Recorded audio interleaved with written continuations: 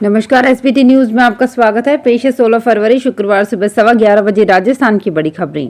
कांग्रेस संसदीय दल की नेता एवं रायबरेली से पार्टी की लोकसभा सांसद सोनिया गांधी ने भावुक पत्र लिखकर रायबरेली की जनता का आभार व्यक्त किया। उन्होंने कहा है कि बढ़ती उम्र के कारण अब वो क्षेत्र के लोगों की सेवा नहीं कर पाएंगी। राजस्थान से राज्यसभा चुनाव के लिए नामांकन दाखिल करने के एक दिन बाद गांधी ने रायबरेली की जनता को पत्र लिखकर कहा कि वो अब खराब स्वास्थ्य के कारण चुनाव नहीं लड़ पाएंगी। उन्होंने भावुक चिट्ठी लिखते हुए जनता से परिवार को संभालने की अपील भी की है। भारतीय जनता पार्टी लोकसभा चुनाव को धरातल पर मजबूती के साथ लड़ने को कमर कस चुकी है। कांग्रेस जहां प्रत्याशियों की तलाश के लिए हर लोकसभा क्षेत्र का दौरा कर विकल्प तलाश रही है, तो वहीं भाजपा विधानसभा चुनाव की तर्ज पर ही लोकसभा चुनाव में भी बूथ को मजबूत करने का मंत्र दे चुकी है। इस बार लोकसभा प्रभारियों को हर बूथ पर 370 वोट भाजपा के पक्ष में बढ़ाने का टारगेट दिया गया है। इसमें 15 लाख नए मतदाताओं पर फोकस किया जा रहा है। उच्चतम न्यायालय ने देश में राजनीतिक दलों के चंदे लिए 2018 में बनाई गई चुनावी बॉन्ड योजना को असंवैधानिक करार देते हुए गुरुवार को रद्द कर दिया। मुख्य न्यायाधीश डीवाई चंद्रचूड़ और न्यायमूर्ति संजीव खन्ना, न्यायमूर्ति बीआर गवई, न्यायमूर्ति जेबी पारदीवाला और न्यायमूर्ति मनोज मिश्रा की संविधान पीठ ने सर्वसम्मति से यह ऐतिहासिक फैसला लिया। अपने फैसले में पीठ ने चुनावी बॉन्ड जारी करने वाले बैंक भारतीय स्टेट बैंक को बॉन्ड जारी करना बंद करने का निर्देश दिया। साथ ही उसने राजनीतिक दलों को भी उन बॉन्ड्स को वापस करने का निर्देश दिया है जो वैधता के 15 दिनों के भीतर के हैं और भुनाए नहीं गए हैं। संविधान पीठ ने एसबीआई को चुनावी बॉन्ड प्राप्त करने वाले राजनीतिक दलों और बॉन्ड से संबंधित सभी विवरण 3 सप्ताह के भीतर चुनाव आयोग को सुपुर्द करने का भी निर्देश दिया। राजस्थान के पूर्व मुख्यमंत्री अशोक गहलोत ने किसान आंदोलन को लेकर केंद्र सरकार पर जमकर निशाना साधा। उन्होंने कहा कि जब नरेंद्र मोदी सीएम थे तब यूपीए सरकार से एमएसपी पर कानून बनाने की मांग करते रहते थे, लेकिन खुद पीएम बने तो क्या मजबूरी हो गई। उन्होंने कहा कि पीएम को देश को इस मसले पर स्पष्टीकरण देना चाहिए। गहलोत ने कहा कि किसानों को न्याय मिलकर रहेगा। कांग्रेस पार्टी किसानों के साथ है। गहलोत बोले कि अन्नदाता के साथ ऐसा व्यवहार होता है क्या। राजस्थान के चिकित्सा मंत्री गजेंद्र सिंह खिवसर अपने निजी यात्रा के दौरान सवाई माधोपुर आए हुए हैं। 2 दिवसीय निजी कार्यक्रम के दौरान उन्होंने एक शादी समारोह में शिरकत की। इसके बाद गुरुवार दोपहर बाद उन्होंने जिला अस्पताल का औचक निरीक्षण किया। गुरुवार दोपहर बाद खिवसर अचानक जिला अस्पताल पहुंचे।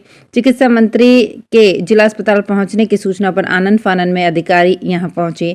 इस दौरान डॉक्टर धर्म सिंह मीणा और पीएमओ डॉक्टर अश्विनी सक्सेना सहित डॉक्टर्स ने फूलों का गुलदस्ता देकर स्वागत किया। राजस्थान से गुजर रहे प्रमुख एक्सप्रेसवे दिल्ली वडोदरा, अमृतसर, जामनगर, दिल्ली मुंबई से छोटे शहरों की कनेक्टिविटी मजबूत करने के लिए स्टेट हाईवे को रिपेयर किया जाएगा। ये काम राजस्थान स्टेट हाईवे अथॉरिटी के जरिए करवाया जाएगा, जिस पर करीब 2000 करोड़ रुपए खर्च होंगे। उप मुख्यमंत्री और पीडब्ल्यूडी मंत्री दिया कुमारी ने बताया कि वर्तमान में कई स्टेट हाईवे की स्थिति अब जर्जर हो चुकी है, जिस कारण वहां से ट्रैफिक संचालन प्रभावित होने लगा है। गांव, छोटे शहरों को बड़े शहरों और एक्सप्रेसवे से जोड़ने के लिए स्टेट हाईवे अहम है। इसे देखते हुए हमने 25 स्टेट हाईवे के सुदृढ़ीकरण का निर्णय किया है। बीजेपी की ओर से चुन्नीलाल गरासिया और मदन राठौड़ ने राजस्थान से राज्यसभा के लिए गुरुवार को नामांकन दाखिल किया। इस दौरान सीएम भजनलाल शर्मा, प्रदेश अध्यक्ष सीपी जोशी, पूर्व सीएम वसुंधरा राजे, उप मुख्यमंत्री दिया कुमारी और डिप्टी सीएम प्रेमचंद बैरवा मौजूद रहे। गरासिया ने कहा कि मैं मोदी की ताकत बनूंगा। भारतीय जनता पार्टी मेरी मां है। दक्षिण क्षेत्र से आता हूं और वहां बीजेपी को मजबूत करूंगा। राजस्थान से अयोध्या में राम मंदिर के दर्शन के लिए जाने वाले लोगों के लिए विशेष रोडवेज बस सेवा शुरू की गई है। जयपुर से अयोध्या के लिए गुरुवार को 6 रोडवेज बस रवाना की गई। मुख्यमंत्री भजनलाल शर्मा ने दोपहर 1:30 बजे ओटीएस परिसर में हरी झंडी दिखाकर बसों को रवाना किया। इस दौरान deputy CM doctor Premchand Bairwa, Bhajpa प्रदेश अध्यक्ष सीपी जोशी और विधायक कालीचरण सर्राफ, बाल मुकुंद आचार्य और जितेंद्र गोठवाल मौजूद रहे। जयपुर विकास प्राधिकरण कलेक्ट्रेट समेत दूसरे विभागों की तरह जयपुर नगर निगम ग्रेटर में भी अब ऑनलाइन ई फाइलिंग सिस्टम शुरू हो गया है। ऑनलाइन ही फाइलों का जनरेशन करके उस पर नोटिंग करने से लेकर तमाम कार्य कंप्यूटर के जरिए करके उसका डिस्पोजल तक का काम ऑनलाइन हो गया है। इस तरह का सिस्टम शुरू करने वाला नगर निगम ग्रेटर प्रदेश का पहला निकाय बन गया है। राजस्थान के माध्यमिक शिक्षा निदेशक कार्यालय बीकानेर ने 13 फरवरी को आदेश जारी किया, जिसमें देवनारायण जयंती के मौके पर सूबे के सभी विद्यालयों में अवकाश घोषित करने की बात कही गई है। निदेशक आशीष मोदी ने जारी आदेश में बताया कि शासन के 9 अक्टूबर 2023 को जारी सार्वजनिक अवकाशों के परिप्रेक्ष्य में शिविरा पंचांग 2023-24 के संबंध में प्रदत्त निर्देशों में संशोधन कर देवनारायण जयंती के अवसर पर 16 फरवरी 2024 को समस्त राजकीय एवं निजी विद्यालयों में अवकाश घोषित किया है। राजस्थान लोक सेवा आयोग द्वारा सांख्यिकी अधिकारी प्रतियोगी परीक्षा 2023 का आयोजन 25 फरवरी 2024 को अजमेर एवं जयपुर जिला मुख्यालय पर सुबह 11 से दोपहर 1:30 बजे तक किया जाएगा। आयोग सचिव रामनिवास मेहता ने बताया कि 18 फरवरी 2024 से अभ्यर्थियों द्वारा एसएसओ पोर्टल में लॉगिन कर परीक्षा के लिए आवंटित जिले की जानकारी प्राप्त की जा सकेगी। प्रवेश पत्र परीक्षा 3 दिवस पूर्व आयोग की वेबसाइट एवं एसएसओ पोर्टल पर अपलोड किए जाएंगे। उपराष्ट्रपति जगदीप धनखड़ ने कानून के समक्ष समानता को लोकतांत्रिक शासन के लिए सर्वोत्कृष्ट करार देते हुए गुरुवार को कहा कि भ्रष्टाचार और संरक्षण युवा प्रतिभा के लिए सबसे घातक है। उपराष्ट्रपति ने दिल्ली विश्वविद्यालय के हिंदू कॉलेज के 125वें स्थापना दिवस समारोह को संबोधित करते हुए कहा कि भ्रष्टाचार और संरक्षण युवा नवोन्वेषी दिमागों के लिए सबसे घातक है। इनसे योग्यता और क्षमता प्रभावित होती है। उन्होंने कहा कि युवा लोग भ्रष्टाचार से नफरत करते हैं क्योंकि वे भाई भतीजावाद पक्षपात से ठगा हुआ महसूस करते हैं। राजस्थान की भजनलाल सरकार बांसवाड़ा जिले के जगपुरा में सोने की खानों की नीलामी करने जा रही है। बताया जा रहा है कि इस नीलामी के बाद ये भजनलाल सरकार की तरफ से एक नया इतिहास होगा। इस दौरान सरकार की ओर से सोने की 2 खानों की नीलामी करने की तैयारी की जा रही है।